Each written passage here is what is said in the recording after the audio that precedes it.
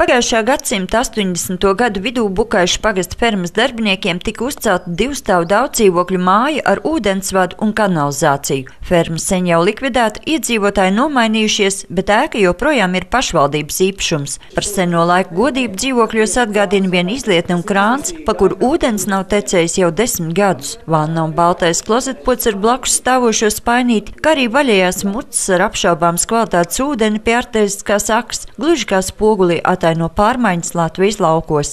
Pie dzeramā ūdens tiekam dažādi. Kāds izmanto esošo ūdeni, kas ir ļoti, jāsaka tā, banālā stāvoklī.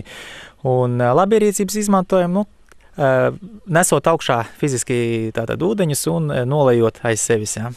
Kā rezultātā tā kanalizācija ir aizdambējusi? Kā rezultātā pamaz ūdens un kanalizācija aizdambējās, jā.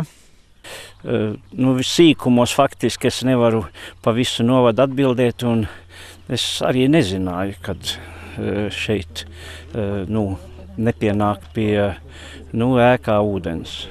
Par to gan ļoti labi zināja tagadējais Terveces novada domes izpilddirektors, kurš pirms 10 gadiem, kad tika slēgta līguma ar iedzīvotājiem, kuros uzrādīts, ka dzīvokļos ir arī ūdensvads un kanalizācija, bija Bukaišu pagasta padomes priekšsēdētājs. Var pateikt tā, ka Bukaišu pagastā tajā brīdī bija 23 pašvaldības ēkas, un šī, protams, nav tā sliktākā ēka. Bet uz to brīdi bija ļoti daudz, kur jāiegulda līdzekļi ēkās, un lielākā daļa tikai pagājušajā gadā tika sakārtot gan par Eiropas naudām, gan par infrastruktūras līdzekļiem. Šogad ir pienākusi kārta šai ēkai, un šogad arī viņa bija paredzēta sakārtot. Bija vai būs? Būs paredzēta sakārtot.